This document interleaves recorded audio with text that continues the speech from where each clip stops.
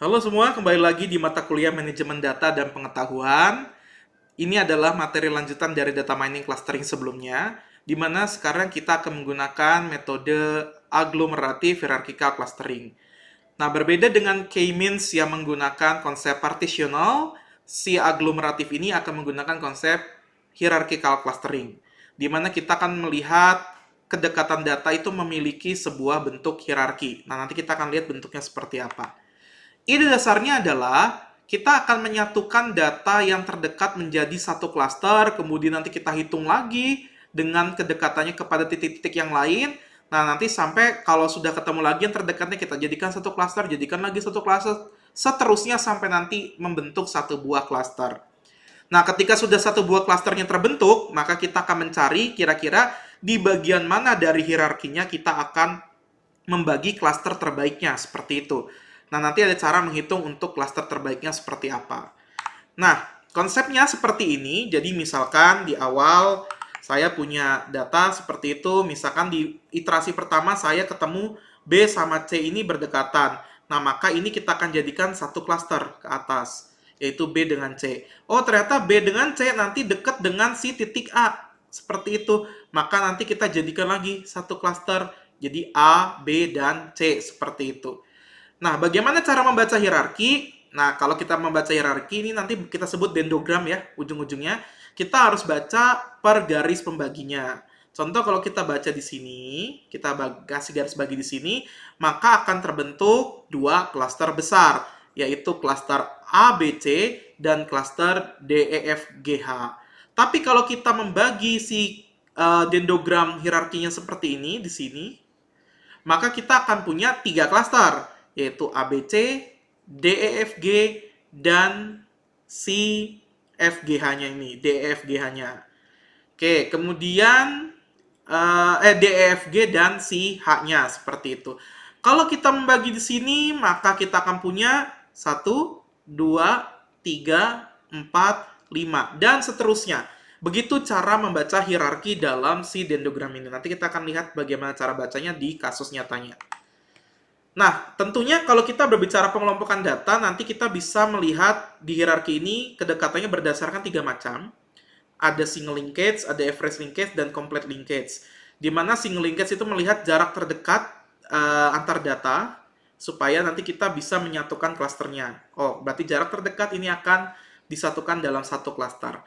Kemudian kita bisa lihat average. Average itu berarti kita ambil titik tengahnya atau titik rata-ratanya, kemudian kita hitung jaraknya. Nah, itu kita akan jadikan pemersatu untuk klasternya. Kalau complete linkage berarti kita cari jarak terjauhnya, justru kebalikannya ya. Nah, kita akan fokus ke sini. Jadi ini yang kita akan gunakan. Seperti itu. Nah, ini contoh data. Saya pakai 9 data di sini. Kalau yang tadi ada 10, kita pakai 9 supaya nanti hasil dendrogramnya lebih variatif. Nah, yang pertama langkahnya, tentunya kita masih memanfaatkan rumus yang sama, yaitu Euclidean distance. Gunanya ini untuk kita mengukur nantinya jarak antar datanya. Karena kita ingin mengukur jarak terdekat atau pakai single linkage ya, maka kita pakai Euclidean distance, seperti itu. Ya sudah, kita hitung data ke-1 terhadap data kedua, data ke-1 terhadap data ketiga, dan seterusnya. Jadi benar-benar nanti kita akan melakukan perhitungannya seperti itu. Ini sorry, ini data ke-1 ya sebetulnya. Nah, jadi data ke-1 dengan data ke-1 pasti jaraknya 0 ya, karena dia data yang sama, dan seterusnya. Nah, ini kita hitung, saya tidak perlu jelaskan lagi cara menghitungnya, dan kita hitung untuk seluruh data yang kita miliki.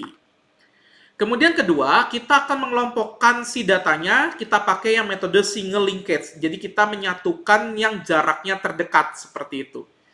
Nah, ini tadi yang sudah kita hitung, kita masukkan ke dalam matriks biar mudah melihatnya. Dan ternyata kita temukan jarak terdekatnya adalah 1,414, yaitu jarak dari data ke-1 terhadap data ke-4. Nah, berarti kita bisa simpulkan bahwa titik terdekat di dalam yang pertama kali ini, iterasi pertama, itu adalah 1 dan 4. Maka kita jadikan mereka satu klaster. Nah, jadi sekarang kita sudah punya satu klaster, yaitu klaster 1,4, seperti itu. Ini penulisannya mau 4,1 juga tidak terlalu berpengaruh ya, karena memang tidak mempengaruhi, atau posisi tidak mempengaruhi urutannya. Seperti itu. Kemudian, Ya, kita lakukan langkah ini lagi, kita hitung jarak dari klaster yang baru terbentuk dengan titik data lainnya. Nah, jadi yang kita ubah kan ya, yang tadinya 1 dan 4 terpisah, sekarang kita jadi satukan 1,4 dan 1,4 seperti itu. Kemudian kita cukup hitung yang 1,4 ini terhadap titik 2, 3, 5, dan lainnya yang belum terbentuk menjadi sebuah klaster. Jadinya seperti ini. Lalu kita pilih lagi yang paling dekatnya. Jadi contoh yang ini, kita temukan di sini bahwa sisa klaster 1,4 itu berdekatan dengan klaster 7 atau si titik data 7. Nah, berarti ini kita jadikan satu klaster. Jadi 1,4 digabung dengan 7. Jadi klaster 1,4,7 seperti itu. Oke, begitu seterusnya sampai nanti terbentuk satu klaster.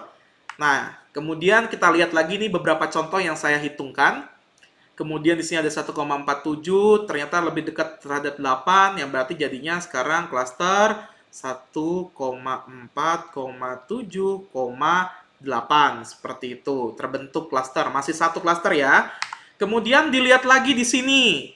Ternyata titiknya sekarang bukan dilihat, atau yang terdekatnya ternyata bukan terhadap 1,4,7,8, tapi ternyata ada titik lain yang saling berdekatan, yaitu 3 dengan 5.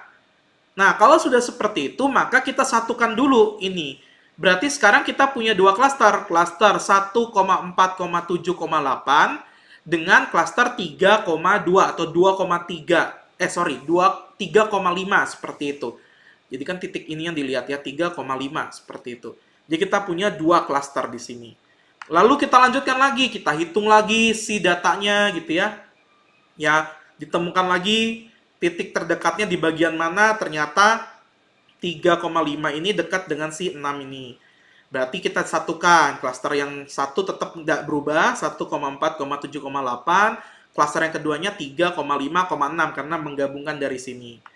Begitupun seterusnya. Jadi kita lanjutkan terus-menerus sampai jadi seperti ini. Jadi yang tadi 1,4 dijadikan satu klaster, ini kan jadi satu klaster ya. Kemudian ini satu klaster lagi, dan seterusnya satu kelas ini. Jadi kita bisa menggambarkan hierarkinya. Jadi 1,4 tuh dekat duluan, baru nanti dia dekat dengan 7 gitu ya. Nah, jadi ada hierarkinya, kita nggak bisa asal-asalan seperti kita hanya mengukur jarak terdekatnya saja. Lalu 3 dengan 5 dulu gitu, tidak langsung dengan 6. Ketika 3 dengan 5 digabung, baru nanti dia berdekatan dengan 6. Jadi ada hierarkinya seperti itu. Nah, yang inilah yang kita sebut dengan dendrogram. Kemudian, selangkah berikutnya, kalau kita sudah membentuk klasternya, maka kita harus menentukan klaster terbaiknya. Tentunya, sebuah klaster itu bisa saja ditentukan oleh kita sebagai orang yang menjalankan data mining clusteringnya. Misal, saya sudah tentukan dulu, saya mau membentuk 3 kelompok. Maka berarti jumlah klasternya adalah 3. Nah, kelebihan dari agglomerative hierarchical clustering, kita bisa menghitung menggunakan DBI, nanti ada sebuah nilai DBI yang dihitung berdasarkan rasio sentroid terhadap datanya, seperti itu, yang dimana kita bisa mengetahui kira-kira pembagi klaster terbaiknya berapa, atau jumlah klaster terbaiknya berapa. Apakah 3, apakah 4, apakah 2, seperti itu. Nah, nanti kita bisa dibantu menggunakan DBI. Tapi sekali lagi, kita juga bisa menentukan sendiri apabila kita sudah tahu tujuan kita di awal seperti apa. Nah, kemudian kalau kita belum tahu nih, anggaplah misal saya belum tahu beberapa klaster ya, kita cari aja kira-kira pembagi terbaiknya ada di mana, kita pakai namanya DBI. Nah, DBI ini adalah sebuah ukuran, tentunya ukuran yang sifatnya numerik untuk bisa mengukur seberapa baik clustering itu bisa, atau jumlah klaster itu bisa membagi dengan baik si datanya, seperti itu. Nah, rumusnya adalah kita akan menghitung rasionya. Jadi nanti kita menghitung rasio antar klasternya. Jadi ini rasio I-nya dengan J ini adalah klaster. Lagi klaster 1, klaster 2. Tadi kita punya 3 klaster ya. Berarti klaster 1 dengan 2, klaster 1 dengan 3, klaster 2 dengan 3. Seperti itu. Lalu dikalikan dengan 1 per K. K-nya ini adalah jumlah klasternya. Nah, jadi jangan bingung lagi. Nah, nanti kita hitung ini. Kita akan mencari rasionya. Bagaimana cara menghitung rasio? Nanti kita pakai 2 nilai dulu. Kita hitung rasionya. Nah, tapi kita jangan pusingkan menghitungnya dulu. Kita harus bisa tahu kira-kira di BI ini gunanya apa. Jadi, ketika di BI nilainya mendekati 0 dan masih positif, dan bilangannya semakin kecil mendekati 0, maka dia akan dikatakan bahwa jumlah klaster tersebut adalah jumlah yang lebih baik dibandingkan jumlah klaster yang lain. Nah, nanti kita akan mencari di BI-nya, tapi kalau sudah negatif berarti dia tidak masuk hitungan ya, karena yang kita cari adalah yang mendekati 0 tapi masih non-negatif. Nah, kita akan melakukan perhitungan di BI itu, ya kita mulai dari hierarchical si dendrogramnya. Contoh, tadi dendrogramnya ini, ya kita coba dulu dari 2 klaster, 1, 2. Kemudian kita coba di sini. Jadi ada 1, 2, 3 klaster.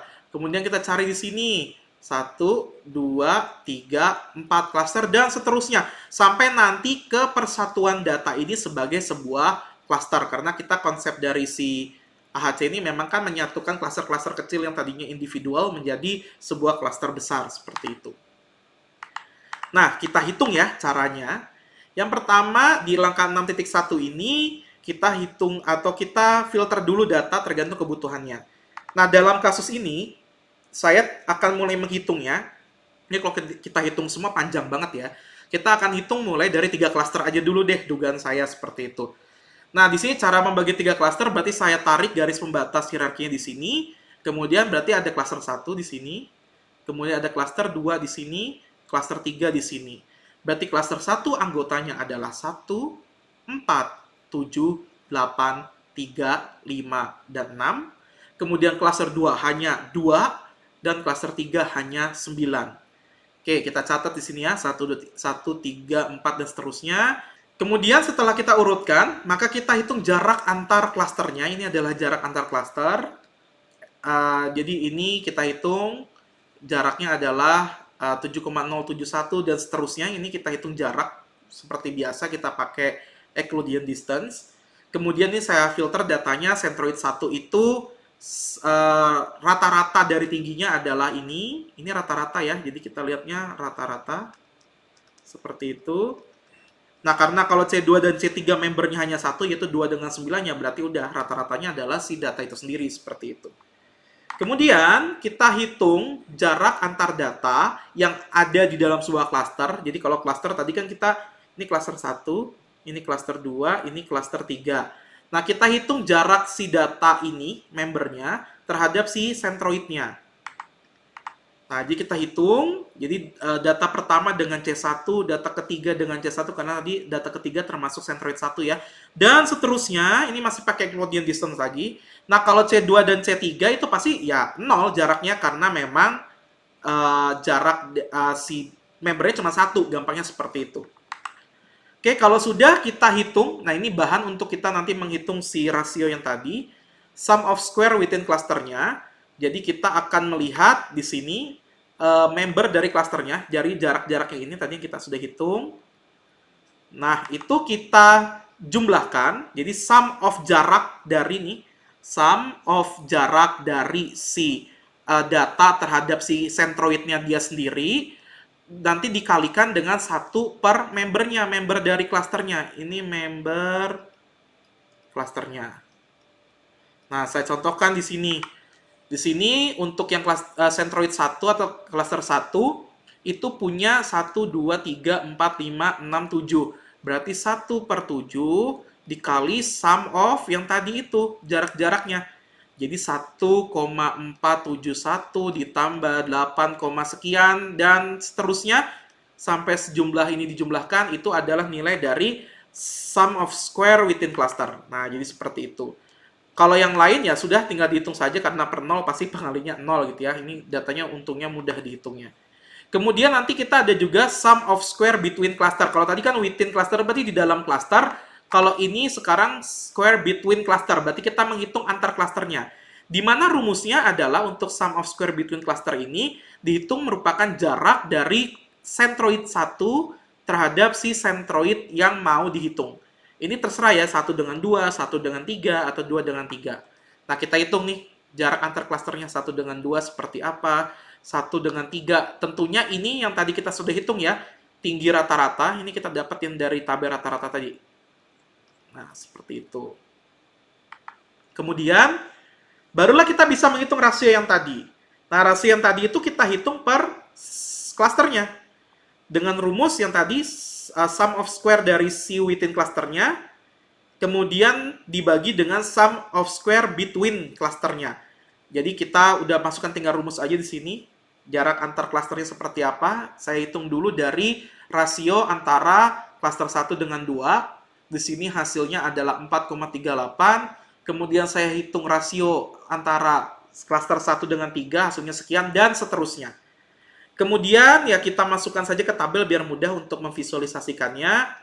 Kita masukkan angka-angka yang tadi ke dalam sini. Kemudian yang kita cari karena rumus tadi DBI, kita balik lagi ke DBI sebentar ya. Nah, DBI di sini kan rumusnya dia mencari maksimum.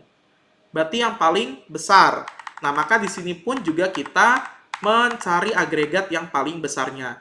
Contoh dari sini, berarti yang paling besarnya adalah ini. Kemudian untuk baris nomor 2 ini, baris nomor 3 ya pasti ini, karena udah nggak ada lagi. Kalau sudah, tinggal kita masukkan ke rumus DBI, di mana tadi rumus DBI adalah 1 per member dari si yang kita hitung, berarti 1 per 3. 3 ini adalah jumlah klaster yang kita sedang hitung. Karena nanti kalau kita hitungnya hierarkinya untuk yang 4 klaster, ya berarti nanti jadi 1 per 4, seperti itu. Nah, kita jumlahkan dengan ini semua, hasilnya sekian. Nah, maka DBI untuk 3 klaster sekian. Ini dilakukan perhitungannya berulang kali. Contoh untuk 4 klaster. Kalau 4 klaster berarti saya baginya di sini ya. Saya balik lagi ke dendrogramnya. Kalau saya 4 klaster, saya baginya di sini.